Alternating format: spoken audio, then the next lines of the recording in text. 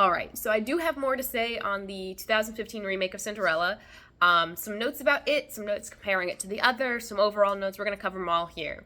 So I'd like to start by saying I really do enjoy this Cinderella. It is the lowest of the three Cinderellas I've ranked at a solid 9 out of 10 versus the Brandy one that's like kind of in between 9 and 10 and the OG classic, which is, of course, 10 out of 10. It is like the most perfect movie in existence to me. But that's like a personal preference, and also it's amazing, so no notes. But as for this one, there are some things it does really well, some things it doesn't do as well.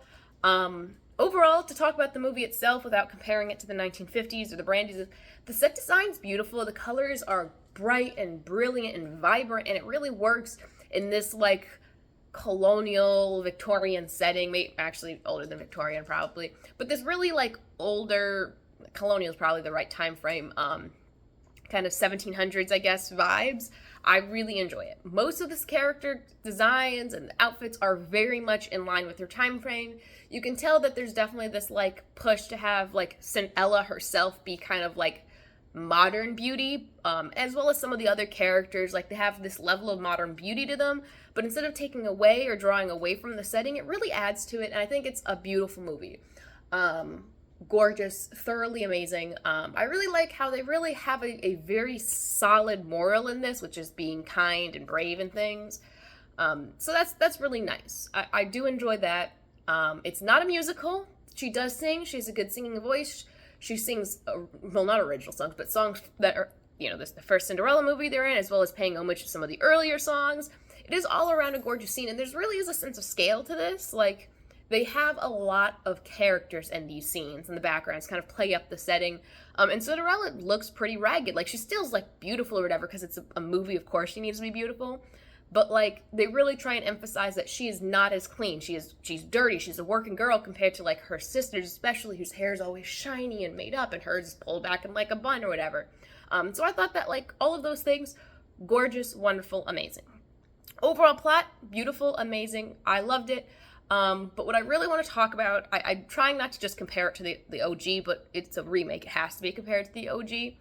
And so, give me just a sec. So ultimately, it is not quite as good as the OG, but it is so good. And it does what the whole goal of a Disney remake is, which is really, it knows and it respects its source material, which is really important.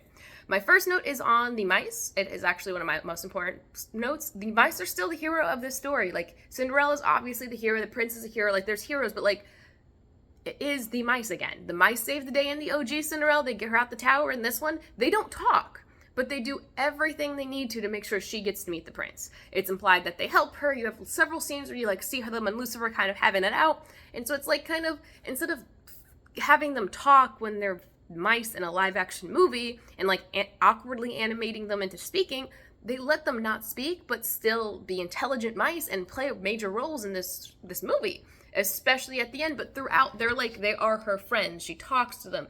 They hang out with her. She interacts with them really well. They fight with Lucifer just like in the original. The only difference is Jack isn't talking to freaking I can't believe I forgot his name. Give me a second. Gus.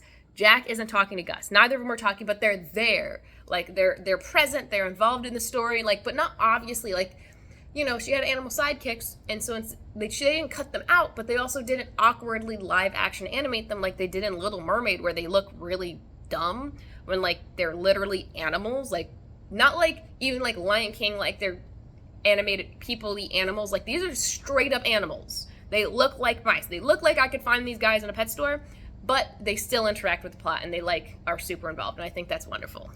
I also really love Lady Tremaine in this. Like, they do her so well. All the stepsisters in all three of these movies, the stepsisters I do think are best in the OG. They're not quite as dumb. They are pretty dumb, but they're just a little less dumb, a little bit more involved. But in all of them, they make it pretty clear that, like, they didn't know better. The later ones emphasize this more, and I know that the sequels to the OG kind of talk a bit more about the fact that, like, this is a taught behavior. They don't just wake up one morning and decide that Cinderella's the worst and they're gonna treat her terribly. Like, they were taught this by their mom.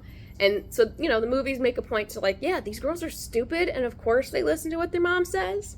But as for Lady Tremaine, they do her so well in this. They do her well in all three movies, like, using the OG as my, like, my bar. Obviously, I still think she's the best, but they do her really well, especially in this one. They give her motives, and they do spell out your motives.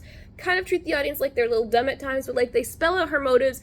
They give her like a kind of a rough, not rough life, but they give her feelings and make her human, but they don't make it like she's a misunderstood villain. Like, she still is rough, and she's still not great, and she's cruel to Cinderella, and overall, it's just really, really nifty is what I have to say.